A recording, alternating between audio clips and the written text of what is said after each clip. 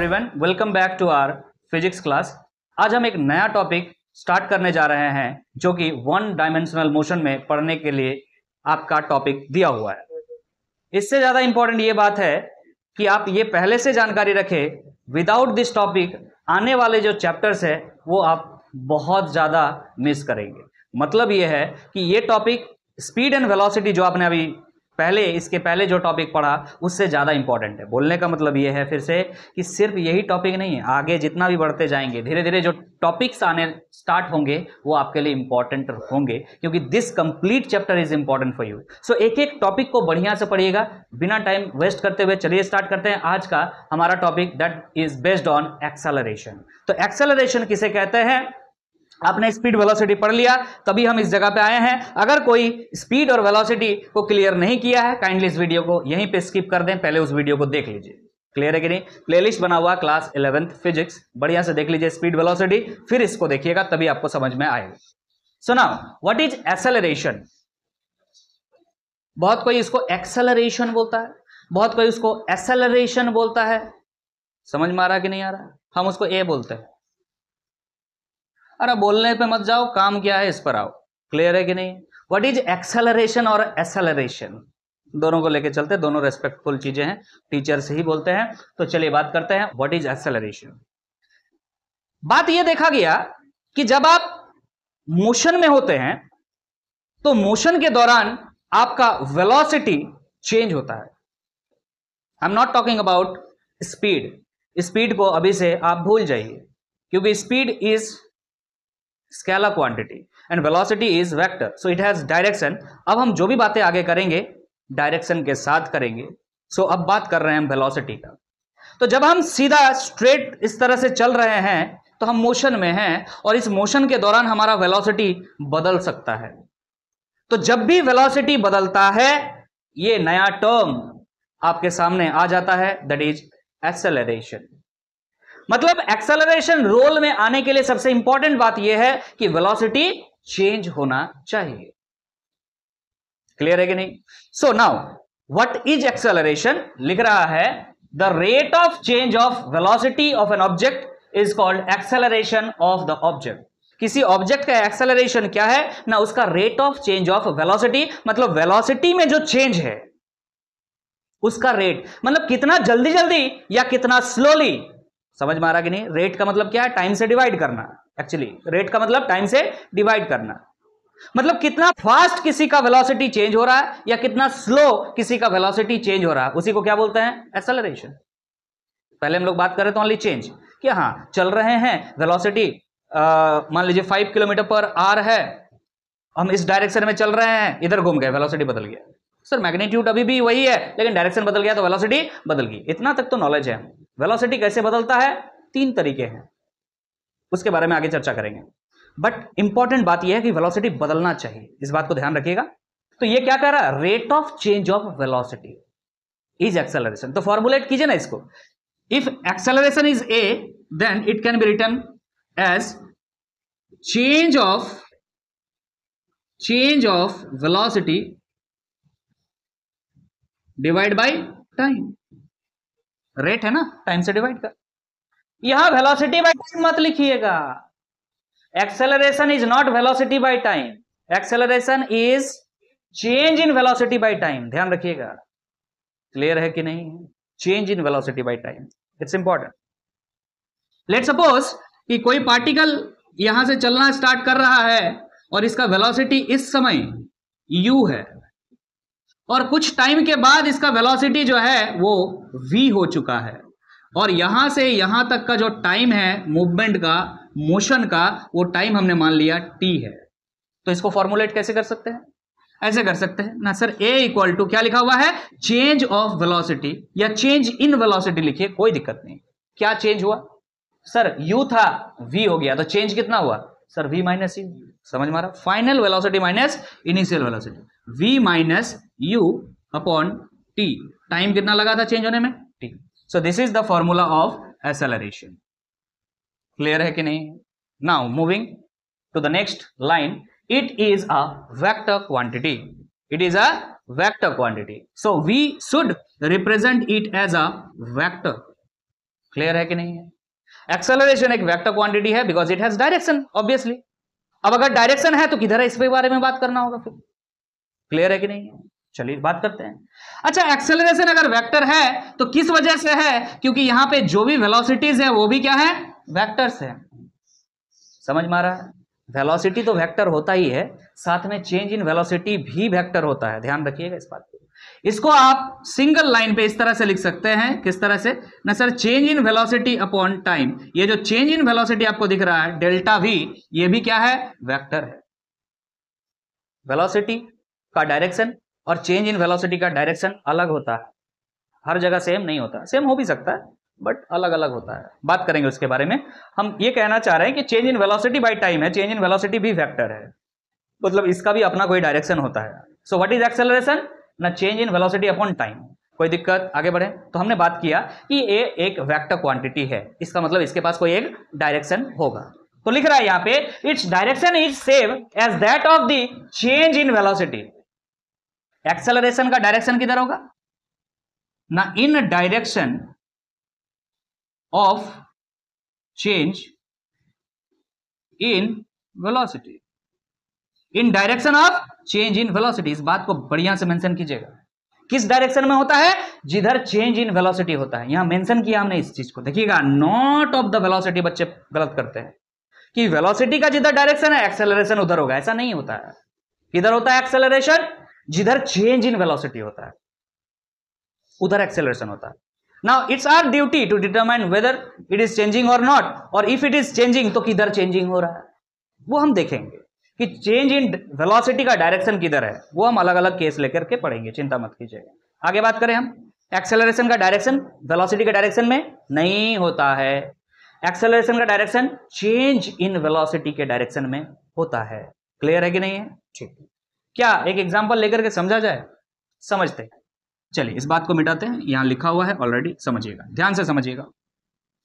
मान लीजिए बच्चा, यहां पर एक पार्टिकल है, ध्यान से समझते चलिएगा, नहीं तो उड़ जाएगा ऊपर से, बेकार हो जाएगा।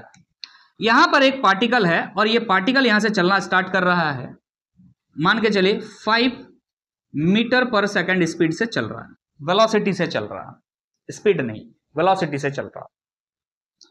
यहां पर आते आते जैसे यहां से यहां तक पहुंचा, इसका वेलोसिटी बढ़ते हुए कितना हो चुका है, मान लेते हैं 10 मीटर पर सेकंड हो गया। डन। अब आपसे बोल रहे हैं बताइए जरा चेंज इन वेलोसिटी क्या है, तो आप क्या बोलेंगे, sir final velocity 10 metre per second minus initial velocity 5 metre per second, that is equal to 5 metre per second. So this is the magnitude of change in velocity, but what is the direction of change in velocity? तो हमने जो इधर direction लिया ना, इधर जो भी लिया सब किधर क्या लिया, पॉजिटिव में लिया। इसका मतलब you are considering this case like this, इधर जो भी लेना प्लस लेना, इधर जो भी लेना माइनस लेना। It is sign sensitive case, ध्यान रखिएगा, plus minus important role play करता है, इधर वेक्टर है। क्लियर है कि नहीं? सो अगर आंसर में पॉजिटिव आया है तो चेंज इन वेलोसिटी का जो डायरेक्शन है वो किधर है, इधर ही है। क्लियर है कि नहीं? अब बोलेगा सर आपने बोला जिधर वेलोसिटी होगा उधर चेंज इन वेलोसिटी नहीं होगा, ऐसा मैंने नहीं बोला, हमने बोला हमेशा नहीं होगा। क्लियर है कि नहीं? समझ में आ रहा है कि नहीं आ रहा है? Getting my point? चले आगे एक और एग्जांपल लेते हैं। मान के चलिए एक पार्टिकल यहां पर है जिसका वेलोसिटी 10 मीटर पर सेकंड है, जब ये यहां पर पहुंचा तो इसका वेलोसिटी 5 मीटर पर सेकंड हो गया। ध्यान दीजिएगा, क्लियर है कि नहीं है? अब यहां पर चेंज इन वेलोसिटी निकालिए, जरा बताइएगा ध्यान से। यहां पे 5 फाइनल वेलोसिटी है 5 metre per second, initial velocity 10 metre per second है, और यहां पे क्या निकल रहा है, -5 मीटर पर सेकंड, यस और नो। तो हमने अभी बताया कि ये जो केस है, केस साइन सेंसिटिव होता है। बोलने का मतलब इधर जो भी ले रहा था आपने क्या ले रहा था, प्लस ले रहा था, तो इधर क्या लेना चाहिए, माइनस। इसका मतलब ये है जो चेंज इन वेलोसिटी है इसका डायरेक्शन अभी आपको दिख रहा होगा, किधर है, इधर है, सेम ही है, बस वैल्यू को इधर उधर कर दिए तो चेंज इन वेलोसिटी का डायरेक्शन बदल गया। पहला केस में चेंज इन वेलोसिटी का डायरेक्शन किधर है, उधर है, और सेकंड केस में चेंज इन वेलोसिटी का डायरेक्शन इधर है। समझ में आ रहा कि नहीं आ रहा? तो एक्सेलरेशन किधर होगा, इधर होगा। इस सिचुएशन में, सेकंड सिचुएशन में, और यहां पे एक्सेलरेशन किधर होगा, उधर होगा। बोलो समझ में आ रहा कि नहीं आ रहा? बोल रहे बच्चा लोग, समझ में आ रहा? यहां पर एक्सेलरेशन का डायरेक्शन इधर लेंगे हम, और यहां पर एक्सेलरेशन का डायरेक्शन इधर लेंगे। क्लियर है कि नहीं? समझ में आ गया है? ठीक है। तो एक्सेलरेशन का डायरेक्शन किधर होता है, चेंज इन वेलोसिटी के डायरेक्शन में होता है। रफ एंड टफ एक हम एग्जांपल लेकर के आपके सामने रखें, इस चीज को बढ़िया से नोट कर सकते हैं एज अ एग्जांपल। आगे बात कर, ये चेंज इन वेलोसिटी समझाने के लिए काम किया। लेकिन there are 3 possible ways by which change in velocity में अकर। अभी हमने बताया कि एक्सेलरेशन आने के लिए सबसे इंपॉर्टेंट बात यह है कि वेलोसिटी चेंज होना चाहिए। तो वेलोसिटी चेंज करने के 3 प्रोसेस हैं। वो 3 प्रोसेस क्या क्या हैं, 1 बाय 1 डिस्कस करेंगे हम लोग। इस चीज को हम अभी स्टार मार्क करके रखते हैं, लेटर ऑन डिस्कस करेंगे कौन से 3 प्रोसेस हैं। पहले बात करते हैं यूनिट और डायमेंशन का। जरा बताइए यूनिट इसका क्या हो जाएगा। तो हम फॉर्मूलाज पे जाते हैं, फॉर्मूला से हम निकालेंगे इसका यूनिट। तो क्या है यहां पे, change in velocity. Change in velocity हो चाहे वेलोसिटी हो, यूनिट क्या होता है, मीटर पर सेकंड, डिवाइड में टाइम है, टाइम क्या हो जाएगा, सेकंड। ये सेकंड इंटू सेकंड क्या हो जाएगा, meter per second square. So unit is meter per second square, meter per second square. ये ऐसा यूनिट है बच्चा, सबको पता है।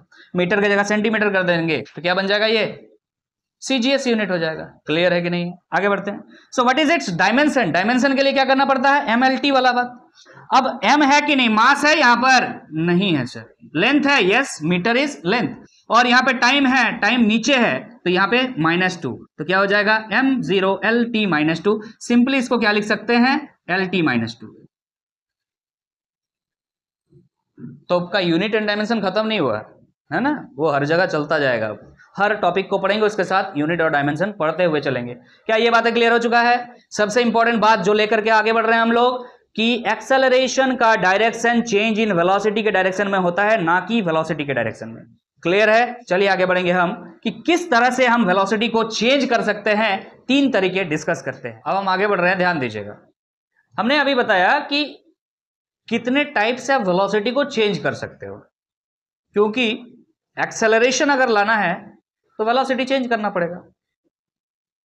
तो वेलोसिटी चूंकि एक वेक्टर क्वांटिटी है, so it has magnitude as well as direction. तो हो सकता है कि वेलोसिटी का आप डायरेक्शन चेंज कर दिए तो वेलोसिटी चेंज हो गया। मैग्नीट्यूड मान लीजिए सेम रखे, डायरेक्शन चेंज कर दिए, वेलोसिटी बदल गया। हो सकता है कि मैग्नीट्यूड बदल दिए, डायरेक्शन सेम रखे, तो भी वेलोसिटी चेंज माना जाएगा।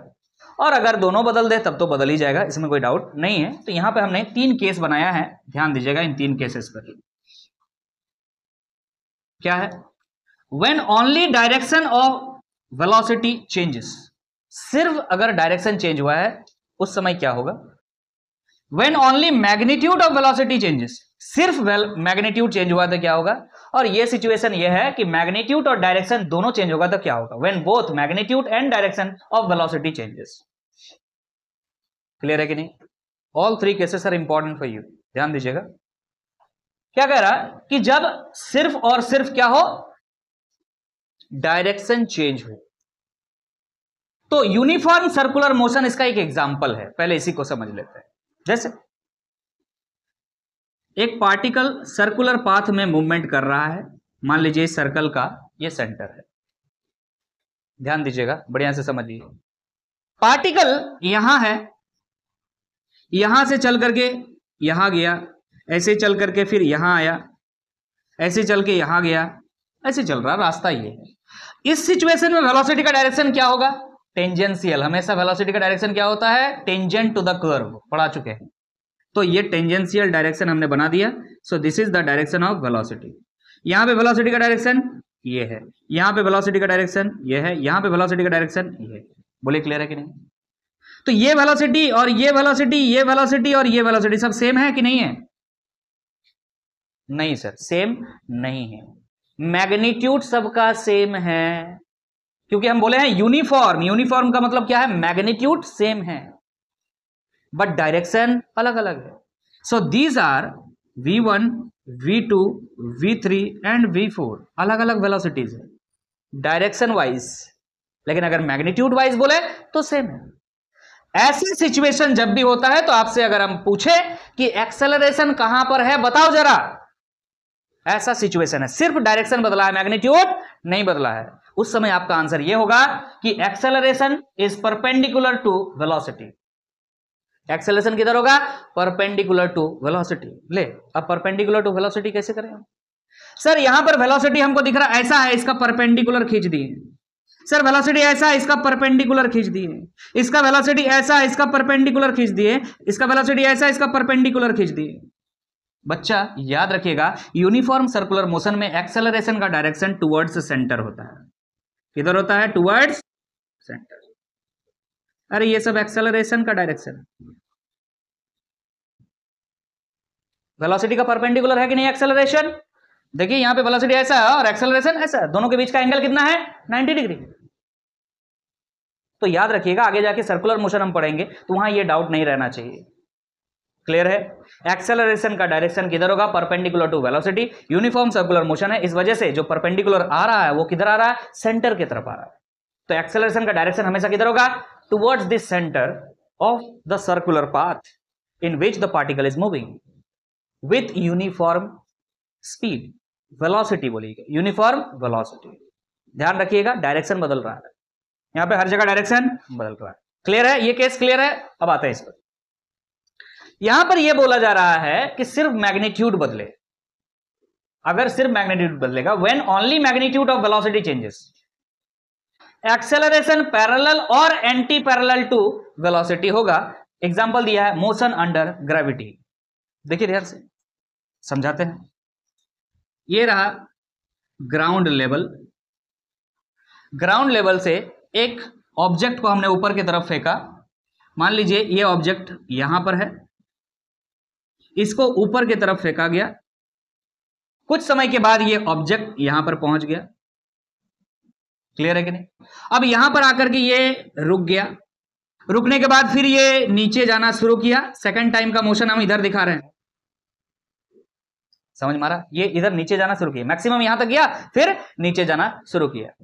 तो इसी को क्या बोलते हैं? Motion under gravity. बच्चा आपने ऊपर फेंका, नीचे नहीं खींचा, अपने आप आया ना, अपने आप नीचे अपने आप आया ना। इसी को क्या बोलते हैं? Motion under gravity. आपने फेंका बस, उसके बाद बाकी का काम खुद ही हुआ। क्लियर है कि नहीं? अब इस सिचुएशन में हम बात करेंगे कि एक्सेलरेशन किधर है। तो ध्यान दीजिए, हमने जब ऐसा फेंका तो वेलोसिटी का डायरेक्शन ये है, यस और नो? यहां पर पहुंच गया तो वेलोसिटी किधर है? मतलब सर जीरो हो गया वेलोसिटी। क्या है? पहुंच गया तो वेलोसिटी यहां पर कितना? बोलो रे, यहां जाकर रुक गया ना, तो वेलोसिटी यहां कितना? जीरो। फिर ये नीचे जाना शुरू किया तो वेलोसिटी का डायरेक्शन ये हो गया। बोलो क्लियर है कि नहीं? अरे समझ में आ रहा कि नहीं आ रहा? बोलो समझ में आया? जब ऊपर जा रहा था तो वेलोसिटी का डायरेक्शन ऊपर की तरफ, जब नीचे आ रहा है तो वेलोसिटी का डायरेक्शन नीचे की तरफ। यहां पर मोशन अंडर ग्रेविटी जब भी पढ़िएगा, इस समय एक एक्सेलरेशन लगता है। इस एक्सेलरेशन को हम ग्रेविटेशनल एक्सेलरेशन बोलते हैं। आप क्लास 9 में पढ़े होंगे। और ये ग्रेविटेशनल एक्सेलरेशन का वैल्यू क्या होता है? जी होता है। वैल्यू क्या होता है जी का? तो 9.8 मीटर पर सेकंड स्क्वायर। इसके डिटेल आगे बात करेंगे, डोंट वरी। और इसका डायरेक्शन किधर होता है? तो सेंटर की तरफ, अर्थ के सेंटर की तरफ, मतलब हमेशा ग्राउंड की तरफ जी होता है। अगर ऊपर दिखाएं तो माइनस जी दिखाना पड़ेगा, नीचे मतलब प्लस जी। समझ में आ रहा? अगर नीचे का डायरेक्शन में जी देखना है आपको तो प्लस जी होगा, और ऊपर देखना है तो क्या देखना होगा? माइनस देखना होगा, क्योंकि ग्राउंड की तरफ जी पॉजिटिव होता है और ऊपर जाएंगे तो जी नेगेटिव होगा। ये हमने मान के रखा है। तो ध्यान से देखिएगा, वेलोसिटी का डायरेक्शन ऊपर की तरफ। जब ऊपर की तरफ है तो एक्सेलरेशन भी ऊपर की तरफ है। This is anti parallel. Actually इधर जी नहीं होता, जी किधर होता है? नीचे की तरफ। तो ये जी और ये भी दोनों क्या है? एंटी पैरेलल है। इसको अगर मिटा भी दे, हम फिलहाल न्यूमेरिकल नहीं बना रहे कि इसको देखना है हमको, तो ऊपर की तरफ भी नीचे की तरफ जी, तो क्या हो गया? एंटी पैरेलल हो गया। अब इस सिचुएशन में देखिए, भी नीचे की तरफ है, जी भी नीचे की तरफ है, तो दोनों पैरेलल है। वही बात कह रहे हैं। क्लियर है कि नहीं? मैग्नीट्यूड जब बदलता है, सिर्फ वेलोसिटी का मैग्नीट्यूड बदला। देख यार, यहां पे वेलोसिटी का कुछ वैल्यू था, यस और नो? यहां पे आके क्या हो गया है? जीरो। बदल गया ना, वैल्यू बदला है, डायरेक्शन नहीं बदला। अब उसके बाद यहां से नीचे आ रहा है। अब इस बीच में कोई डायरेक्शन बदलेगा क्या? इस बीच में कोई डायरेक्शन नहीं बदलेगा, ऐसा नहीं कि इधर आ रहा है वैसे चला गया उड़ के, उसके बारे में बात नहीं कर रहे हैं, तो वही स्पेशल केस हो गया। फिर स्पेशल केस के बारे में बात नहीं कर रहे हैं, इस पार्टिकल के बारे में बात कर रहे हैं, छोड़ दिए नीचे ही आया सीधा। इस पार्टिकल के बारे में बात करें, ऊपर फेंके तो सीधा ऊपर ही गया। क्लियर है कि नहीं है? इस सिचुएशन में पैरेलल या एंटी पैरेलल। अब आते हैं इस पे, अगर दोनों ही बदल दिया जाए, मैग्नीट्यूड भी बदल दिया है वेलोसिटी का और डायरेक्शन भी बदल दिए वेलोसिटी का, तब क्या करेंगे? तब एग्जांपल आता है प्रोजेक्टाइल मोशन का, और ये आपका जस्ट नेक्स्ट चैप्टर का पार्ट है। इसके बाद जो चैप्टर है वो 2 डायमेंशनल मोशन है। 2 डायमेंशनल मोशन में आप प्रोजेक्टाइल मोशन ही पढ़ेंगे। अरे रॉकेट वगैरह लॉन्च करेगा तुम, ठीक है कि नहीं? देखो ध्यान से देखिएगा, यहां पे हमने एक एक्सिस एक्स और यहां पे वाई एक्सिस डाला। यहां पर कोई पार्टिकल है इस सिचुएशन में, इस जगह पर, यहां से पार्टिकल को हमने इस तरह से फेंका जो इस रास्ता को फॉलो करते हुए गया। This is not circular one, okay, circular नहीं है, इसको बोलते हैं प्रोजेक्टाइल। क्या बोलते हैं? प्रोजेक्टाइल। ये रास्ता को फॉलो किया, तो यहां से जब छोड़े तो वेलोसिटी मान लेते हैं v1 था, यहां पर जब पहुंचा तो वेलोसिटी यहां पर v2 हमने मान लिया, और यहां पर जब पहुंचा तो इस समय वेलोसिटी v3 हमने मान लिया। क्लियर है कि नहीं? डायरेक्शन तो दिख ही रहा अलग अलग है, यस और नो। जब फेंका था तो डायरेक्शन ऐसा, यहां पे पहुंचा था ऐसा, जब वहां पे जब ग्राउंड में फिर वापस गिर रहा तो डायरेक्शन ऐसा, तो डायरेक्शन तो बदल ही रहा, दिख रहा। और हमने बोला कि वेलोसिटी भी बदल रहा। बात को समझो, जब हमने ऐसे फेंका तो ये तो सीधा ही जाना चाहिए था, फिर जाते रहना चाहिए था, जाते रहना चाहिए था, नहीं गया। अगर ये डायरेक्शन को बदला है, पक्का वेलोसिटी का मैग्नीट्यूड बदला होगा, यस और नो। एक मैक्सिमम हाइट तक जाकर के वो फिर नीचे टर्न लिया है, मतलब मैग्नीट्यूड भी बदला है। तो वेलोसिटी का मैग्नीट्यूड भी बदल रहा है, साथ में डायरेक्शन भी बदल रहा है। इस सिचुएशन में क्या होता है बच्चा? इस सिचुएशन में एक्सेलरेशन का 2 डायरेक्शन होता है। इस सिचुएशन में एक्सेलरेशन का 2 डायरेक्शन होता है। ध्यान दीजिएगा, acceleration has 2 components, one is perpendicular to velocity and another parallel और एंटी पैरेलल टू वेलोसिटी। एक कंपोनेंट तो हमेशा परपेंडिकुलर होगा, जो कि हम आपको दिखा देते हैं। ध्यान दीजिएगा, नीचे की तरफ एक एक्सेलरेशन लगेगा जिसे आप ग्रेविटेशनल एक्सेलरेशन बोलते हैं, यस और नो। जब ये पार्टिकल यहां था तब भी नीचे ही तरफ लग रहा था, जब ये पार्टिकल यहां पहुंचा तब भी नीचे की तरफ ही लग रहा है। क्लियर है कि नहीं? और एक किधर होगा? पैरेलल और anti parallel to the velocity. मतलब अगर यहां पर पहुंचा तो हो सकता है एक्सेलरेशन का डायरेक्शन इधर ही एक हो सकता है इसके पीछे की तरफ हो। समझ में आ रहा कि नहीं? पैरेलल मतलब एक ही तरफ, और ऑपोजिट समझ में आ रहा कि नहीं आ रहा? तो फिलहाल आप बताओ, यहां जाने के बाद वेलोसिटी इसका बढ़ रहा कि घट रहा? घट रहा। अगर घट रहा तो एक्सेलरेशन का डायरेक्शन उधर नहीं होगा, वेलोसिटी के डायरेक्शन में नहीं, उसका उल्टा डायरेक्शन में होगा। घट रहा, तो एक्सेलरेशन का डायरेक्शन क्या होगा? 2 होगा, एक तो परपेंडिकुलर टू वेलोसिटी और दूसरा क्या होगा? पैरेलल या एंटी पैरेलल। इस सिचुएशन में क्या है? इधर वेलोसिटी है और एक्सेलरेशन इधर है, मतलब एंटी पैरेलल है। कहीं पे पैरेलल भी होगा, जहां पे बढ़ता जाएगा बच्चा, इधर यहां से लेकर के यहां तक वेलोसिटी क्या हो रहा है? घट रहा है, घट रहा है। फिर यहां से जब इधर जाएगा ना तो वेलोसिटी फिर बढ़ेगा। तो जब बढ़ेगा तो वेलोसिटी का डायरेक्शन में पैरेलल टू वेलोसिटी एक कंपोनेंट ले लीजिएगा, और जब घटेगा तो एंटी पैरेलल ले लीजिएगा, और एक परपेंडिकुलर कंपोनेंट हमेशा है, दैट इज ग्रेविटेशनल एक्सेलरेशन। हम प्रोजेक्टाइल में डिटेल में पढ़ेंगे, don't focus on this topic.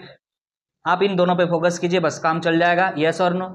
आप इस पे फोकस अभी मत कीजिए, आपको कोई काम का नहीं है, क्योंकि इसको डिटेल में पढ़ना होगा। ये चीज को थोड़ा सा बोल करके आपको हम दुविधा में, डाउट में नहीं रखना चाहते। इसमें अभी बहुत सारे डाउट्स हो सकते हैं आपके मन में। So this had a personal space with a new chapter, that is projectile motion.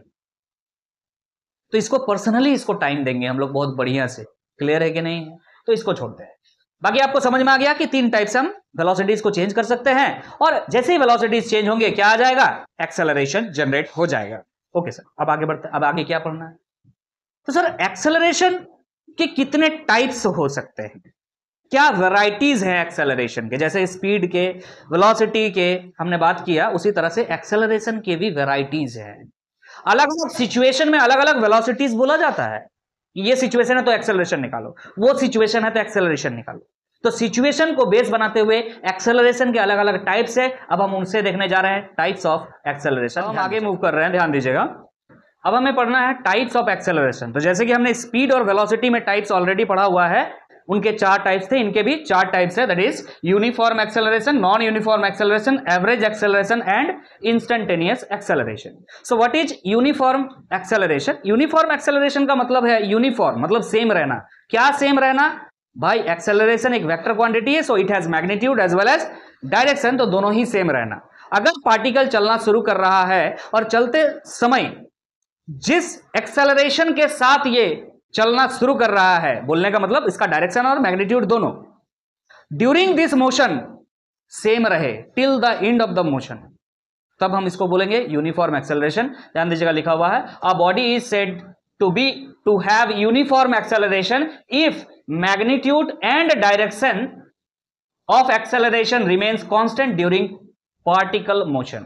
जब कोई पार्टिकल मोशन कर रहा है और ड्यूरिंग द मोशन उसका डायरेक्शन और मैग्नीट्यूड दोनों ही चेंज ना हो, तो उसको हम बोलेंगे यूनिफॉर्म एक्सेलरेशन। आपका दिमाग में एक बात आएगा, मतलब सर यूनिफॉर्म एक्सेलरेशन का मतलब है कि स्ट्रेट लाइन में ऑब्जेक्ट चलेगा तभी है क्या? क्योंकि जब स्ट्रेट लाइन में नहीं चलता है तो डायरेक्शन तो बदल जाता है। बिल्कुल भी नहीं। यूनिफॉर्म एक्सेलरेशन का बोलने का मतलब यह नहीं कि पार्टिकल नेसेसरीली स्ट्रेट लाइन में ही चलेगा, नहीं। यूनिफॉर्म वेलोसिटी अगर बोले तब तो नेसेसरीली है वो स्ट्रेट लाइन में ही चलेगा, बट यूनिफॉर्म एक्सेलरेशन का मतलब बिल्कुल ये बात नहीं होता है। गांठ बांध करके लिख लीजिए, इस बात को नोट कर सकते हैं आप चाहे तो, आप नोट कीजिएगा इस चीज को। क्या? If a particle is moving with uniform acceleration, यहां पे मैं लिख दूं if a particle is moving with uniform acceleration, shortcut में लिख रहे थे UA, this does not necessarily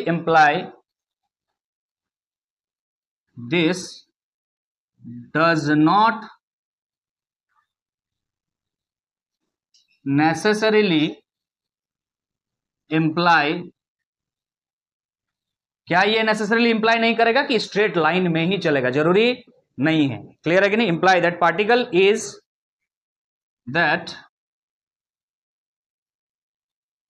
particle is moving in straight line,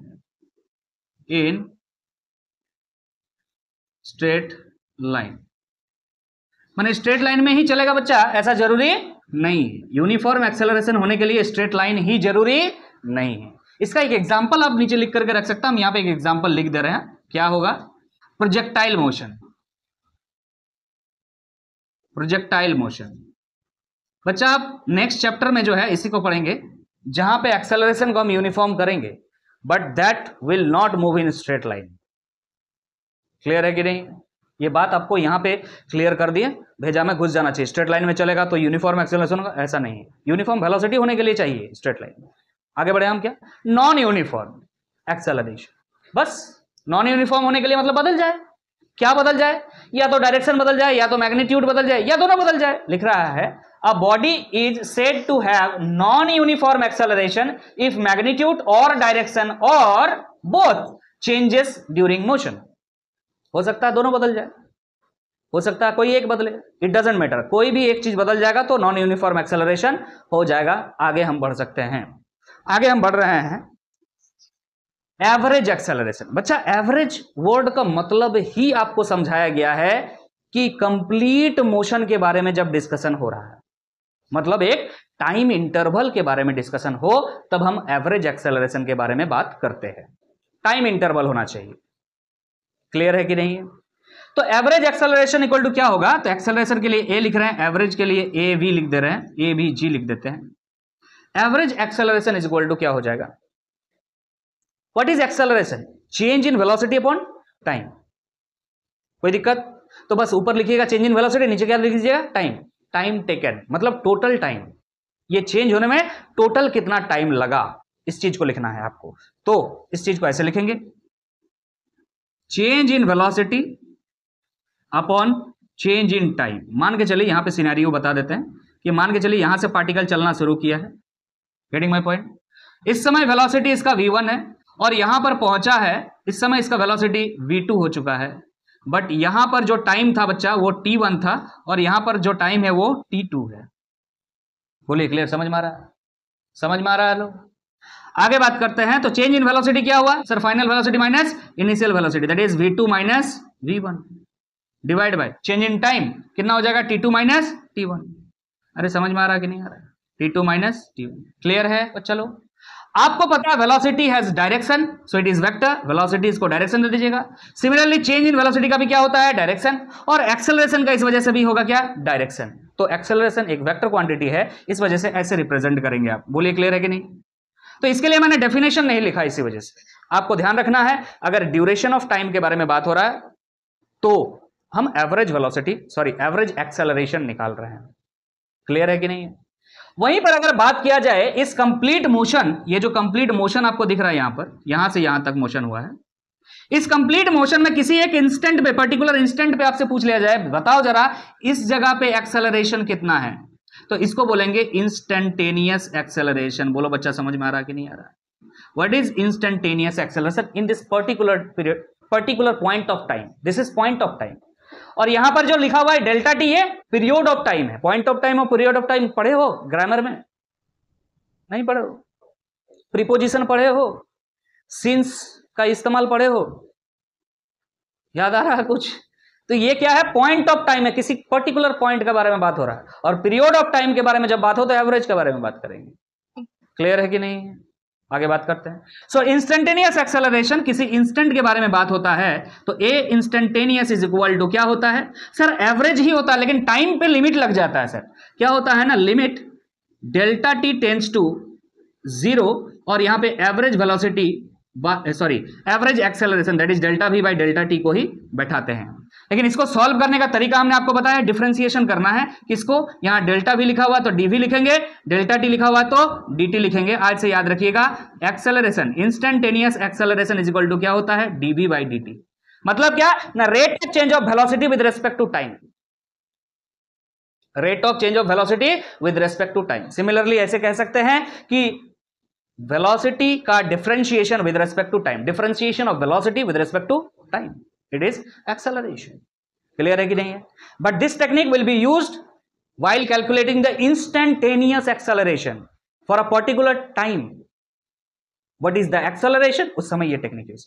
और अगर पीरियड ऑफ टाइम या इंटरवल ऑफ टाइम अगर है तो एवरेज वेलोसिटी इस तरह से आप निकालेंगे। हम क्वेश्चंस कराएंगे, don't worry. After completion of this theoretical concept of acceleration हम न्यूमेरिकल्स बनाएंगे, जैसे कि ऑलरेडी बना चुके हैं। स्पीड और वेलोसिटी के लिए अलग से वीडियो बनाए हुए हैं। क्लियर है कि नहीं है? चलिए आगे बढ़ेंगे। टाइप्स ऑफ एक्सेलरेशन हो जाने के बाद हम कुछ और बातों पर भी फोकस करेंगे। डन? समझ में आ गया है यहां तक? बाकी डायरेक्शन वगैरह कैसे निकालते हैं पहले भी बताएं, फिर हम बताएंगे। सो न्यूमेरिकल का जो वीडियो आएगा वो भी इंपॉर्टेंट होगा थियोरेटिकल के जैसा ही, क्योंकि वहां पे और भी कंसेप्ट्स जो यहां मिस होंगे वहां पे कवर करेंगे। चलिए आगे बढ़ते हैं कुछ और इंपॉर्टेंट पॉइंट्स की तरफ। हम आगे बढ़ रहे हैं, ध्यान दीजिएगा। कुछ इंपॉर्टेंट बातें और एक्सेलरेशन से रिलेटेड हम पढ़ने जा रहे हैं, और इनको पढ़ने के बाद हम न्यूमेरिकल बना पाएंगे अच्छा से। तो ध्यान दीजिएगा, इंपॉर्टेंट फैक्ट्स करके हमने लिखा है।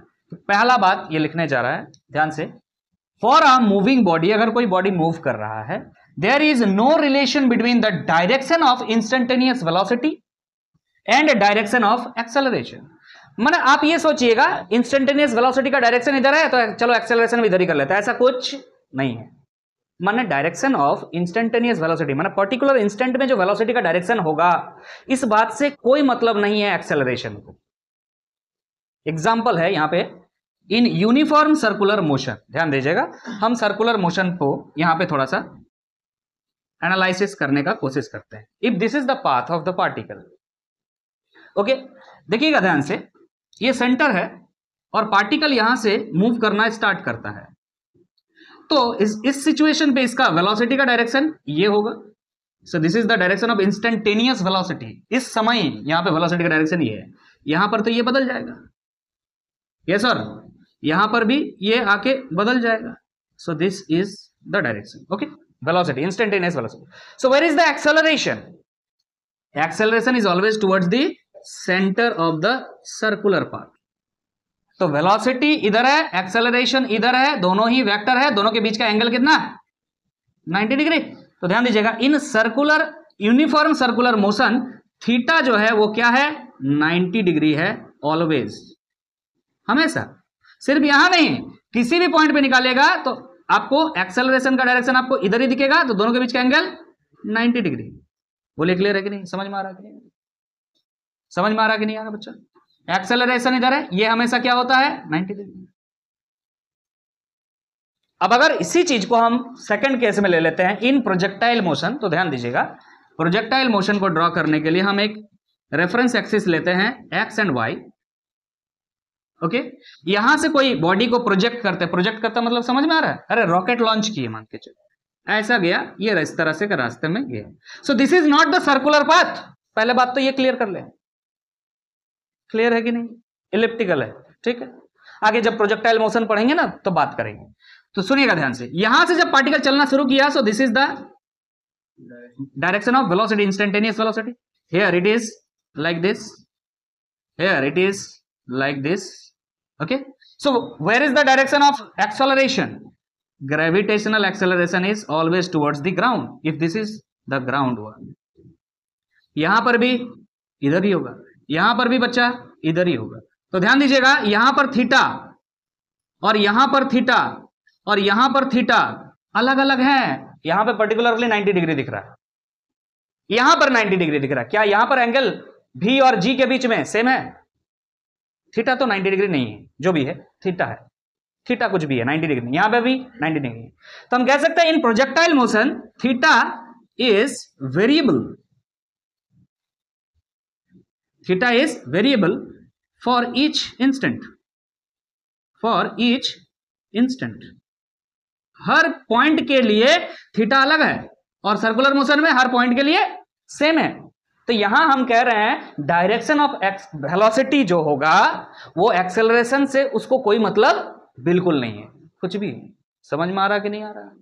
ये बात हम अलग अलग करके, इसको तो अलग से चैप्टर्स में ही पढ़ना है, आपको टेंशन नहीं लेना है। सर्कुलर मोशन भी पढ़ना अलग से आपका टॉपिक बना हुआ है, डिटेल में पढ़ेंगे बहुत। फिलहाल आप ये बात को कॉन्सेप्ट में लेकर के चलेंगे कि वेलोसिटी का डायरेक्शन अगर इधर है तो एक्सेलरेशन भी इधर ही होगा, ऐसा बात नहीं है। स्ट्रेट लाइन में जब है तो चलता है, क्योंकि ये चैप्टर है स्ट्रेट लाइन, तो यहां पे न्यूमेरिकल में आप नहीं फंसेंगे। But I am making the concept of acceleration for all the chapters upcoming, तो वहां जाके ना फंसे आप। अगर आप एक्सेलरेशन पढ़ रहे हैं तो यही पढ़ रहे, आगे जाके एक्सेलरेशन को लेकर माथा पीटना नहीं हो। चलिए आगे पॉइंट के बारे में बात करते हैं। नेक्स्ट पॉइंट है आपका, if a force F acts on a body.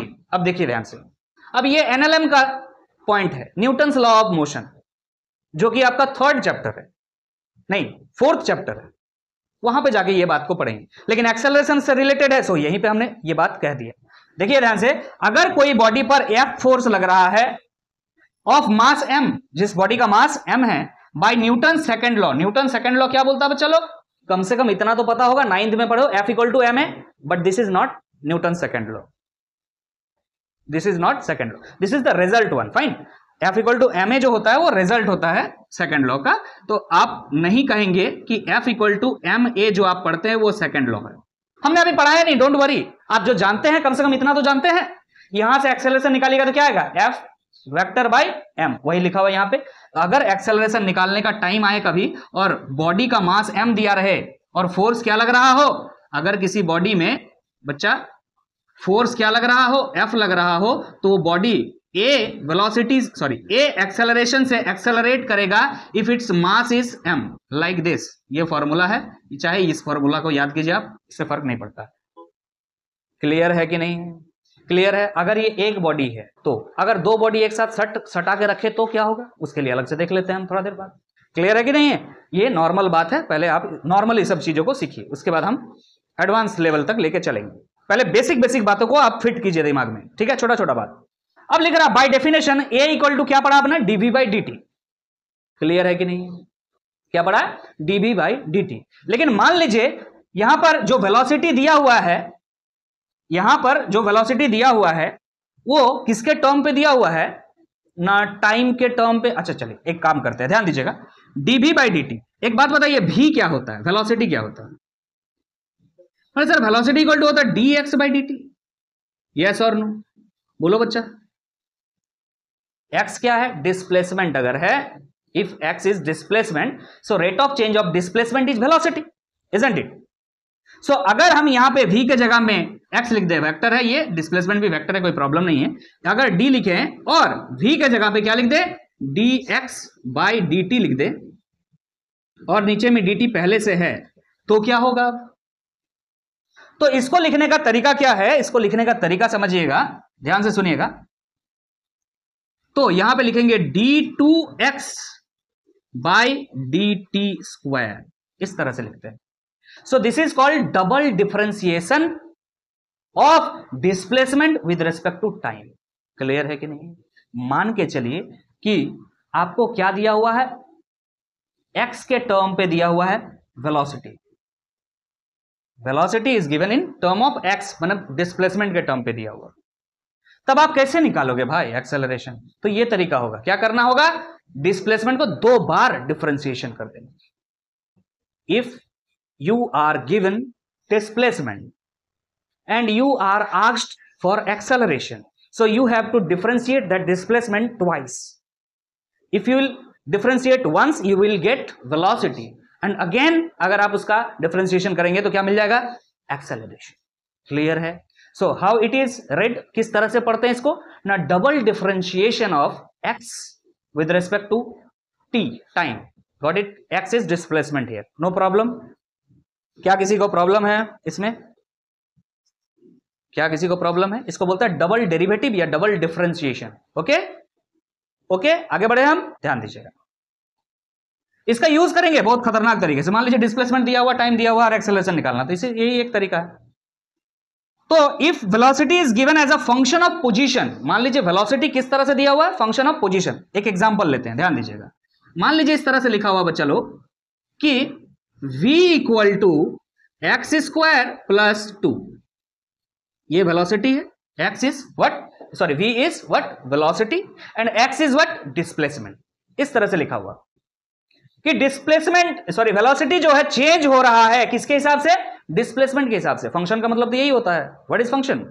Function means due to one quantity another quantity changes. Clear है कि नहीं? सो वेलोसिटी किस टर्म पे दिया हुआ है, x के टर्म पे, तो v जो है वो क्या है ना, फंक्शन ऑफ x है। बात समझ में आ रहा कि नहीं आ रहा? इस तरह से लिखते हैं मैथमेटिक्स में। बाकी मैथमेटिक्स वाले टीचर आपको मैथ्स में बताएंगे, बाकी आपको हम बता रहे हैं। वेलोसिटी किस टर्म पे दिया हुआ है, पोजीशन के टर्म पे दिया हुआ, डिस्प्लेसमेंट के टर्म पे दिया हुआ। लेकिन जैसे ही आप इस इक्वेशन में इस चीज को बैठाइएगा, d, ध्यान दीजिएगा, एक्सेलरेशन इक्वल टू होता है dv बाई dt लिख के रखा है। v के जगह में हम क्या बैठाएंगे वहां पे ना, एक्स स्क्वायर प्लस 2 बाई क्या लिखेंगे, dt। क्या आप इसका डिफरेंशिएशन जानते हैं? कैसे करोगे यार डिफरेंशिएशन? यहां x है 2x, यहां पे x रहना चाहिए तब 2x होता है। Differentiation of X square with respect to x is 2x। यहां पे क्या है, टाइम है बच्चा, गया, खेल is over. Getting my point? तो तेरे को क्या करना होगा, तेरे को क्या करना होगा, देन बाय चेन रूल। आपको चेन रूल लगाना पड़ेगा। चेन रूल डिफरेंशिएशन में आपको सिखाया मैंने। क्या करेंगे आप, सुनिएगा ध्यान से, सुनिएगा ध्यान से, ध्यान दीजिएगा। आपको क्या करना चाहिए, यहां पे dv बाई dx कर दीजिए जबरदस्ती। लेकिन आपने जबरदस्ती डिवाइड किया, क्या मेरा डायलॉग याद आ रहा है? अगर आपने जबरदस्ती डिवाइड किया तो आपको क्या करना पड़ेगा, मल्टीप्लाई भी करना पड़ेगा बाई dt। क्लियर है?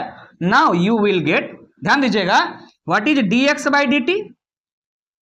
dx by dt is v, velocity, so I'm writing here velocity, and dv by dx, dv by dx. Now you can do it, dv by dx, sorry, dv by dx. t is gone, no issue with that.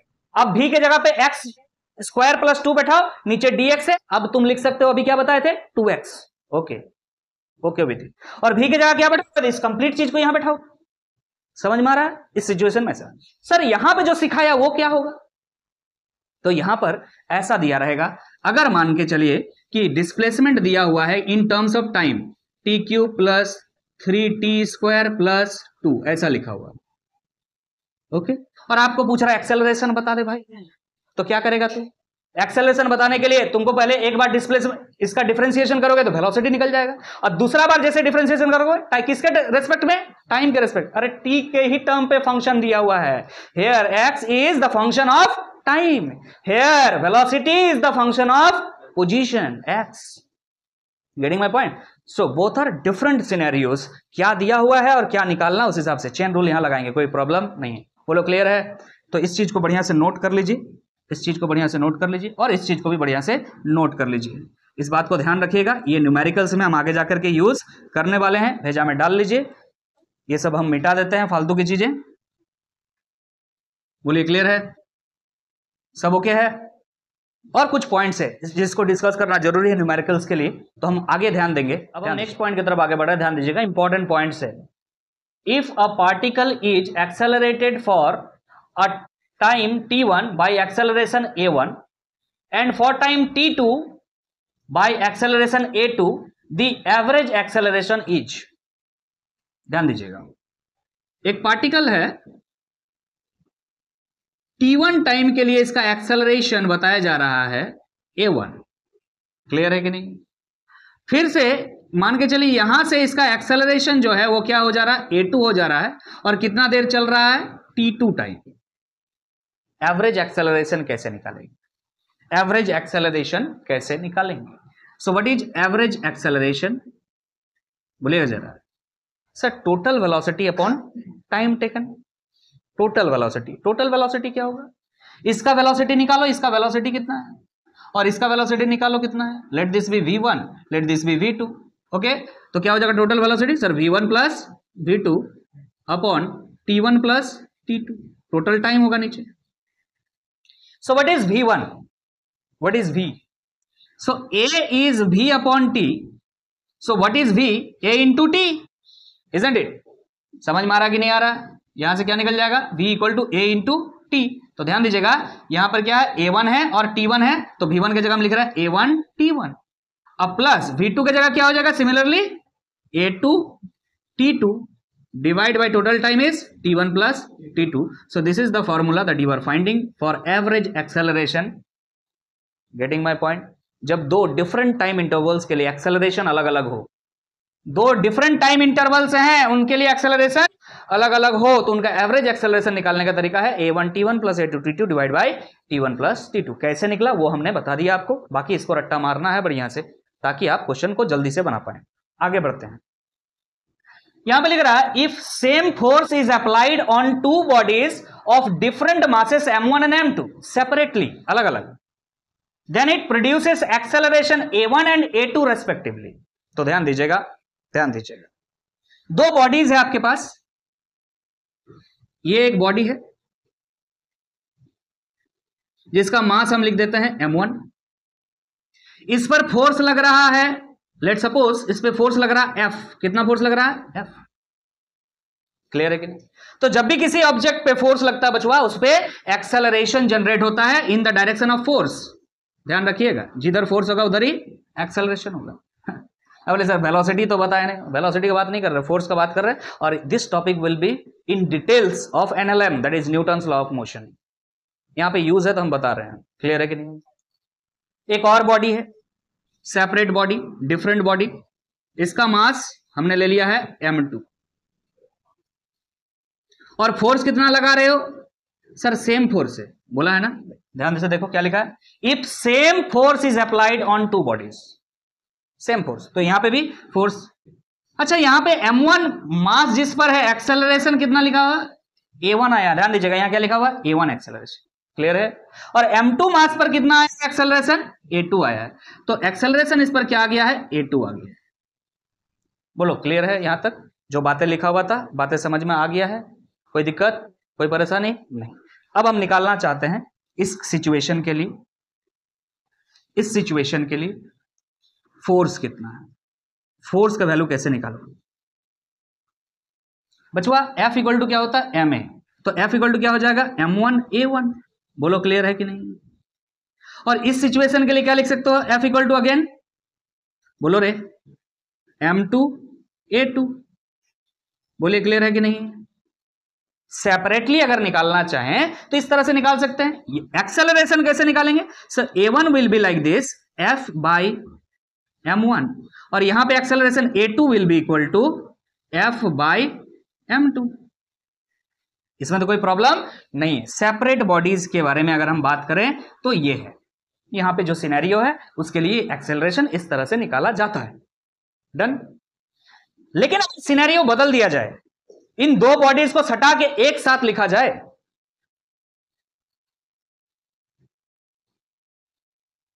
ध्यान से समझिएगा। ये ground बना रहे हैं, ये एक road है मान लो, लेवल हुआ है नहीं, लेवल। चलिए ये रहा M1 अप, ये रहा M2 अप, थोड़ा सा छोटा बना दिया सिग्निफाई करने के लिए। This is M1, this is M2, दो डिफरेंट मासेस है और एक दूसरे से सटा हुआ है। मान के चलिए एक ट्रक जा रहा था, एक कार को ठोक दिया, तो क्या अलग हो जाएगा? थोड़ा देर के लिए तो कांटेक्ट में रहेगा, तो रगड़ के लेके जा रहा है उसे। सो जो इसका एक्सेलरेशन होगा, दोनों का एक्सेलरेशन होगा, वो क्या होगा? सेम होगा। क्लियर है कि नहीं? और फोर्स कितना लगा रहे हैं हम यहां पर? F लगा रहे हैं। किस पर फोर्स लगा रहे हैं बोलो तो? कंबाइंड बॉडी पे। ये दोनों बॉडी पे मिला करके कितना फोर्स लगा रहे हैं? ये अलग अलग था, यहां पे एक साथ लगा रहे हैं। कितना फोर्स लगा रहे हैं? F। मास अलग अलग है, M1 और M2 है। एक्सेलरेशन कितना जनरेट होगा? A जनरेट होगा, दोनों के लिए सेम होगा। क्लियर है कि नहीं? तो हम यहां लिख रहे हैं for combined system, for combined system, for combined system. So F is equal to क्या लिखोगे पहले ये बताओ sir? F equal to ma होता है। So what is m here? Mass here, m1 plus m2, m1 plus m2 is the mass and acceleration is a। Clear है कि नहीं? कंबाइंड सिस्टम के लिए ये इक्वेशन बनाना है आप। डन? समझ में आ गया? ठीक है, कंबाइंड सिस्टम के लिए ये इक्वेशन आपको बनाना। और क्या कर सकते हैं? ध्यान से देखिए, अगर इस चीज को आगे बढ़ाएं हम, इस a को अगर यहां डिवाइड कर दिया जाए तो क्या हो जाएगा? यहां पे F बाई ए। यस और क्या हो जाएगा? F बाई ए। आगे बात करते हैं, ध्यान दीजिएगा। F बाई ए लिख रहे हैं। Okay, so what is M1 hair?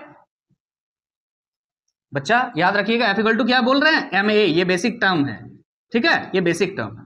यहां पे मास निकालना हमको, M1 निकालना है। M1 निकालेंगे तो क्या हो जाएगा? F1 by A1, but here it is F by क्या हो जाएगा? A1। क्या लिखेंगे यहां पे? F by A1। अगेन यहां पे क्या हो जाएगा? F by A2। मास 2 के लिए क्या लिख रहे हैं? F by A2, because forces are same, तो इसीलिए F लिखा है। अलग अलग फोर्स होता था, F1 F2 लिखते। यहां समझ में आया क्या किए? इस एक्सेलरेशन को हमने यहां लाया। ओके, M1 का वैल्यू क्या लिखा? F by A1। Done? F by A। फिर अगेन M2 के लिए क्या लिया? F by A2। कोई प्रॉब्लम? ये देखिए ध्यान से, यहां भी F है, यहां भी F है, यहां भी F है, कॉमन आएगा, कैंसिल आउट हो जाएगा। बचेगा क्या? बचेगा क्या ना sir? 1 by A equal to आएगा sir 1 by A1 plus 1 by A2। तो जरा बताओ फटाक से। अरे बबुआ, इसका और इसका अलग अलग था उस समय, इसको उसके टर्म पे लिख रहे हैं, तो क्या होगा? नेट इसका एक्सेलरेशन, नेट एक्सेलरेशन, इसका एलसीएम लोगे तो क्या हो जाएगा? नीचे A1 A2 आ जाएगा, ऊपर A1 प्लस A2 आ जाएगा। एक बार करके देखते हैं, चलो क्या आ जाएगा? A1 प्लस, सॉरी, नीचे एलसीएम क्या आ जाएगा? A1 A2, यहां पे A2 प्लस A1, तो आगे पीछे लिखने का क्या मतलब है? A1 प्लस A2 लिख दिए, कोई प्रॉब्लम है? क्लियर है? अब सुनो ध्यान से, यहां से क्या निकाले तुम बच्चा? क्या निकाले तुम? 1 बाई A। हमको A चाहिए, तो अगर A निकालना है तो क्या करोगे? इसको रिवर्स कर दो। क्या आ जाएगा ना sir? A1 A2 by A1 plus A2।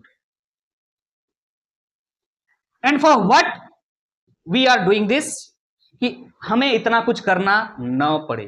अगर आपको सेपरेटली ये केस दिया हुआ है और आपको कंबाइंड करके डायरेक्ट एक्सेलरेशन पूछ दिया जाए तो डायरेक्ट फॉर्मूला लगाइए।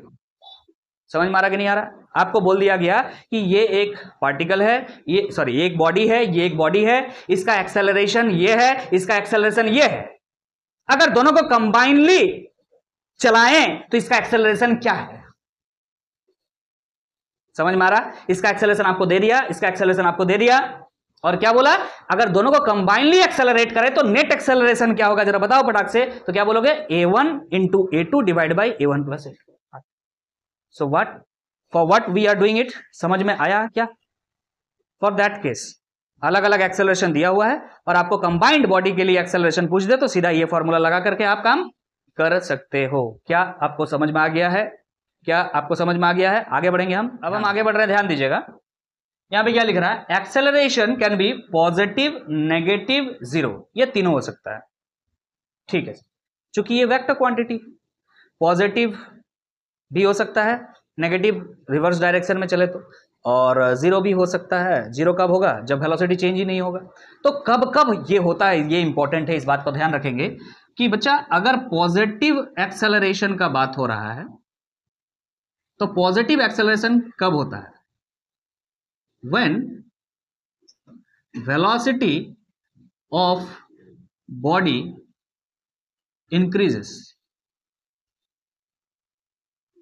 ध्यान रखेंगे, जब वेलोसिटी मान के चलिए स्टार्ट कर रहा है कोई body 5 metre per second velocity से, फिर 6 मीटर पर सेकंड हो रहा, फिर 7 हो रहा, फिर 8 हो रहा, फिर 9 हो रहा, कंटिन्यूअसली क्या होता जा रहा है, वेलोसिटी इंक्रीज होता जा रहा है, उस समय पॉजिटिव एक्सेलरेशन आपको मिलेंगे।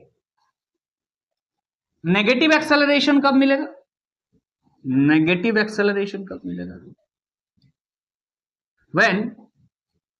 when velocity of body decreases, जब बॉडी का वेलोसिटी डिक्रीज करेगा।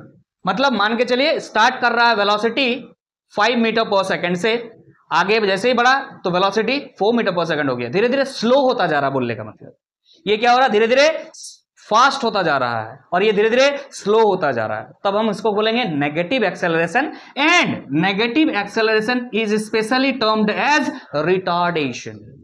जहां भी एक्सेलरेशन क्या हो जाए नेगेटिव, उसको आप क्या बोलेंगे, रिटार्डेशन। ध्यान रहेगा। आगे बढ़े हम, जीरो कब होगा, जीरो एक्सेलरेशन कब होगा बच्चे, जीरो एक्सेलरेशन भाई वेलोसिटी जब चेंज ही नहीं हुआ तो जीरो होगा।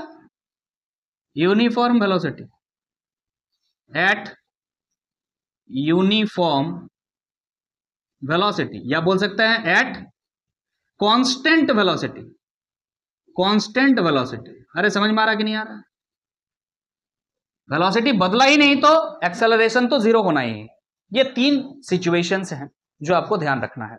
वेलोसिटी इंक्रीज कर रहा है, एक्सेलरेशन पॉजिटिव आएगा, वेलोसिटी डिक्रीज कर रहा है, एक्सेलरेशन नेगेटिव आएगा, जिसे रिटार्डेशन भी कह सकते हैं, और जीरो कब आएगा, जब वेलोसिटी बदलेगा ही नहीं। अब नेक्स्ट पॉइंट पे आते हैं, ध्यान दीजिए।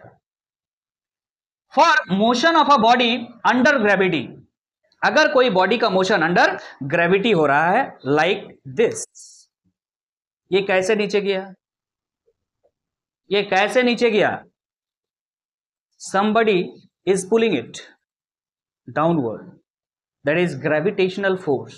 और आपको पता है ये बात, when there is a force an acceleration generates, Newton's second law. तो न्यूटन के बारे में बहुत डिटेल में वहां बात करेंगे, आपको बस इतना पता है जहां भी फोर्स है वहां एक्सेलरेशन है। तो ये अपने आप गिरा, आपको ऐसा लग रहा अपने आप नहीं गिरा, इसको कोई नीचे खींच रहा, पुल कर रहा है, तो ये फोर्स है, तो फोर्स है तो एक्सेलरेशन भी होगा, यस और no. So if a particle is moving under gravity, नीचे की तरफ जा रहा, ग्राउंड की तरफ, let this be ground level, तो इसका मास अगर m है बच्चा, तो इस पर कितना फोर्स लग रहा है, that is gravitational force, Fg लिख सकते हैं आप इसे। ग्रेविटेशनल फोर्स कितना होगा बताओ तो जरा, सर वेट के बराबर होता है, क्या होता है सर, m इंटू जी। अरे m into F equal to M A होता है कि नहीं होता है, लेकिन यहां a की जगह क्या लिखोगे, g लिखोगे। समझ में आ रहा है, और इसी एफ जी को तुम क्या कह देते हो, वेट। समझ में आ रहा कि नहीं आ रहा, ये mg क्या है, एक तरह का फोर्स ही तो है, फोर्स वेट के बराबर होता, मास वेट के बराबर नहीं होता। Getting it. So details will be on gravitation chapter, हम यहां पे इससे ज्यादा जरूरत नहीं, हमें जरूरत है कि जब डाउनवर्ड कोई चीज जा रहा है तो उसका वैल्यू g लेंगे, and g is termed as acceleration due to gravity. इस सिचुएशन में एक्सेलरेशन हम क्या बोलेंगे, एक्सेलरेशन ड्यू टू ग्रेविटी।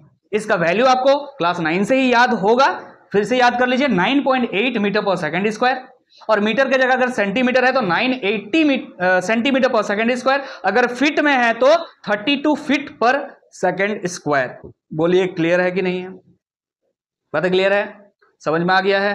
अब यूनिट कन्वर्जन आपको आता है तो आप कर सकते हैं, मीटर से सेंटीमीटर जा सकते हैं आराम से, फिर सेंटीमीटर टू फीट में जा सकते हैं। और क्या बातें करें, एक्सेलरेशन से रिलेटेड जो बातें थी जो इंपॉर्टेंट बातें थी फॉर न्यूमेरिकल पर्पस।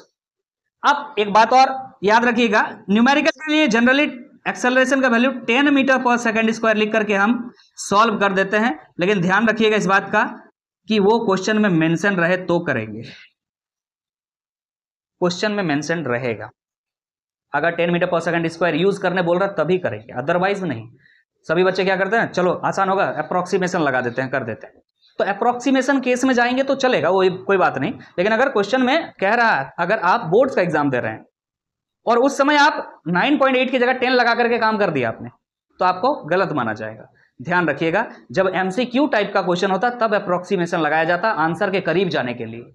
4 ऑप्शंस है, आंसर के करीब आप पहुंच गए, आपको समझ में आ जाता कि ये आंसर होगा। But if you are appearing for subjective exam like boards, so you will have to take 9.8 if the information is not given like this.